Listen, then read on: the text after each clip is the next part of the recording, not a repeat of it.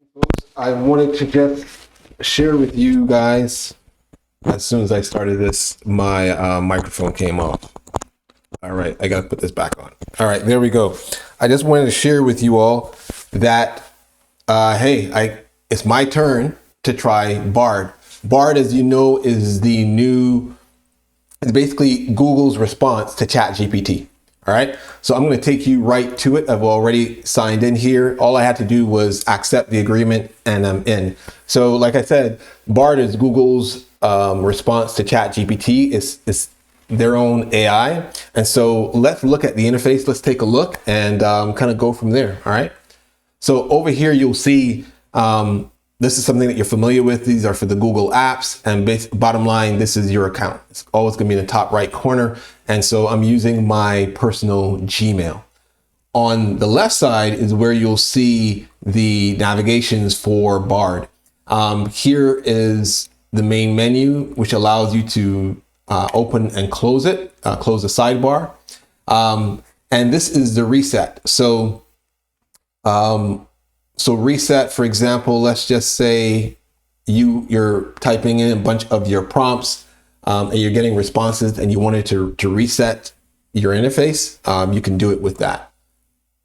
And then we have Bard activity. Wouldn't you know it? My mouse is not working properly as we're now talking. All right, so here it is, Bard activity. So for Bard activity, let me just click on it. It takes you over here and it says, choose whether Bard stores your activities, such as prompts you submit, the responses you receive, and the feedback you provide to your Google account. So currently I have that on. Bottom line is basically saying, do you want us to save those prompts? Do you want us to save those outputs or not? For me, I do. So I have that here. If you do not want to do that, you can click it off. I'm going to click it on. And then here you have FAQs. So if these are the frequently asked questions that you have access to, and then help and support, and they'll give you access there as well. But other than that, you will see that the Google interface is pretty clean. The idea here is to focus on the prompt. Now it says here, Bard is still in experimental phase. So if you see up here, it says Bard and you have, I'm not sure if you're going to see my mouse, so let me just use this. So up here, right, you'll see that there's experimental phase that is still in, and it also reminds us here, Bard is still in experimental phase. Chatting with it and rating its responses will help improve the experience. So we'll take a look at that right now. All right, so what I decided to do is to have a couple of prompts. Who are you? Write a LinkedIn post introducing yourself. So let's do that, okay? So I always like to do this, so who are you? Let's see how long it takes to write this up. It's been 3 seconds. There you go. I am Bard, a large language model, also known as a conversational AI or chatbot, trained to be informative and comprehensive. I am trained on a massive amount of text data, and I'm able to communicate and generate human-like text in response to a wide range of prompts and questions. For example, I can provide summaries of factual topics or create stories. All right, cool. Now, before I go to my next prompt, this sticks out to me, right? Because the deal is ChatGPT,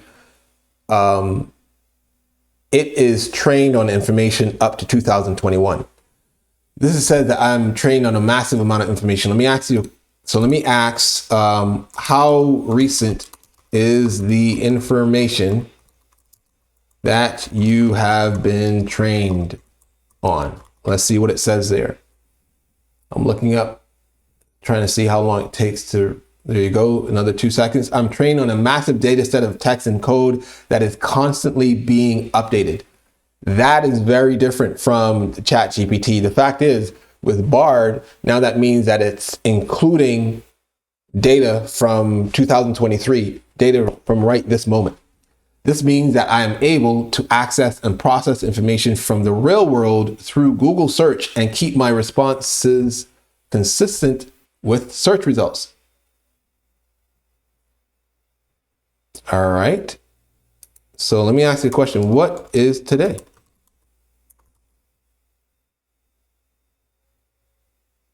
March 23rd. All right.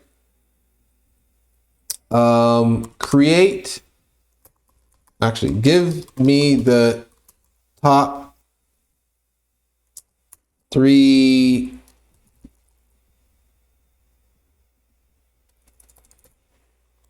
newsworthy items in tech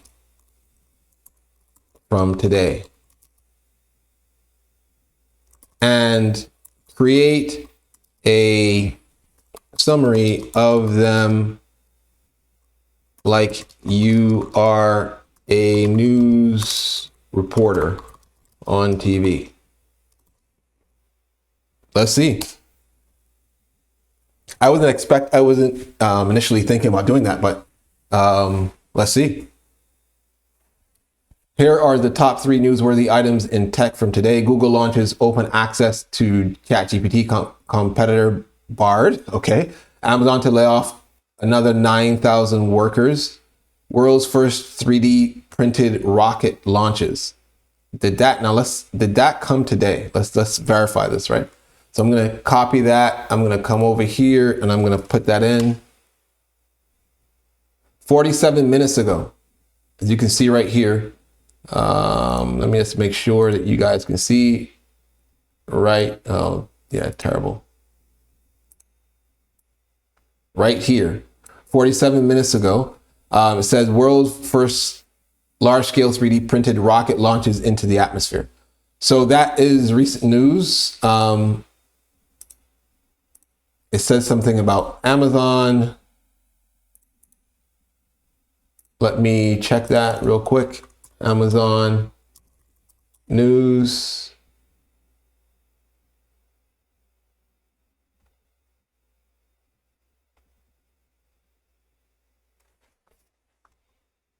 Amazon layoffs. Amazon layoff company to cut 9,000 more. So this was from 3 days ago. All right. So again, that's one of the things that whenever you do a prompt, it's good for you to check or validate the accuracy of it. So there's some things that are accurate, but it's not completely accurate here. So anyway, let's continue with our prompts, right? I'll give 2 more prompts just for sake of time. But before I do that, I was going to share with you up here, you'll see where it says reset. Now, if I hit reset and reset, all of those prompts that I had from before are now gone. So that's what the reset button there is for. I'm going to say one more. Create a blog post on 2-factor authentication and the importance for small businesses to implement. All right, so let me do that. Let's see what it does, what it creates for me.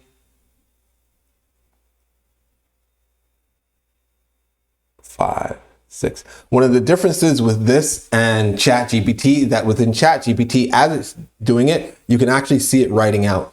What I see from Bard is that it'll take the time and it'll just announce it on the put it on the page. So again, this only took about 4 or 5 seconds to do, and as you can see here, it has created its blog post. Again, it would behoove you to go through it, read it, check accuracy on it. That's for sure. And so yeah, so that's all I wanted to do.